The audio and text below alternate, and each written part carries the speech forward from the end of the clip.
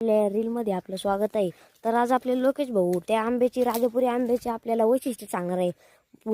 पहिल्या रीलमध्ये ते सांगत होते पण आपण घाई केली त्यामुळे आता सांगा लोकेश भाऊ वैशिष्ट्य. हे बघा, हे ह्या आंब्याच्या झाडाची हे पान हे उदय खाऊन घेते. हे आता आपण अशा पद्धतीने काढतो.